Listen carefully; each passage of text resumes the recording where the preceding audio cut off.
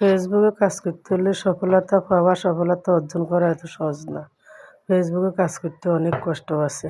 জানতাম যে এত কষ্টের পরও সফলতা পাবো না, সফলতা পাইতে এত কষ্ট, তাহলে ফেসবুকের জীবনে আসতাম না।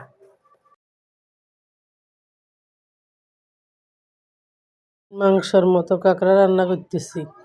আসলে গরুর মাংসের সাথে যে মশলা লাগে কাঁকড়া রান্না করতে, সেই মশলা লাগে।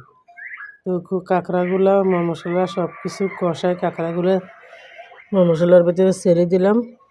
আসলে কাঁকড়াগুলো অনেক মজা হয় বাসায় রান্না করলে। মানুষে কাঁকড়া খাওয়ার জন্য নেপাল যায়,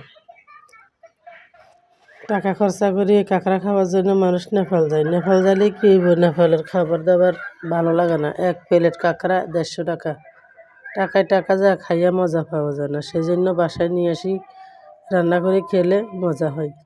কাঁকড়া রান্না করছি, তার সাথে তিতা করলা ভাজি করছি, তার সাথে খাসির মাংস রান্না করলাম। খাসির মাংস হয়েছে যে আমার প্রিয়, খাসির মাংস আমি পছন্দ করি অনেক। খাসির মাংস সবাই আবার খায় না, অনেকে খায় অনেকে খায় না। তো মেহমান আসছে, আসলে মেহমান আসলে ভালো লাগে, আনন্দ হয়। এক টেবিলে বসে সবাই খেতে পারে, খাওয়া যায়। এখন প্লেটে ভাত বাড়ে দিতেছে, খাওয়া দাওয়া শুরু হবে এখন।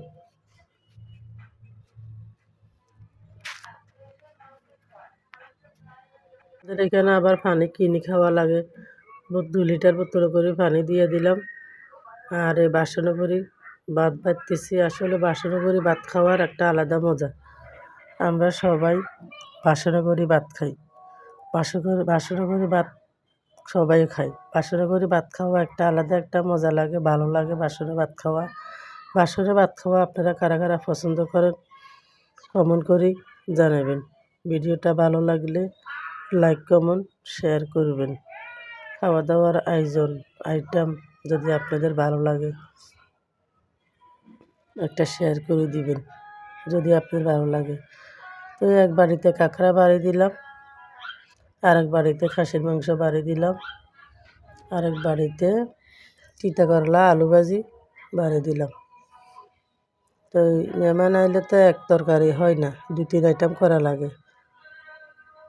2-3 আইটেম মেহমানের সামনে না দিলে ভালো লাগে না।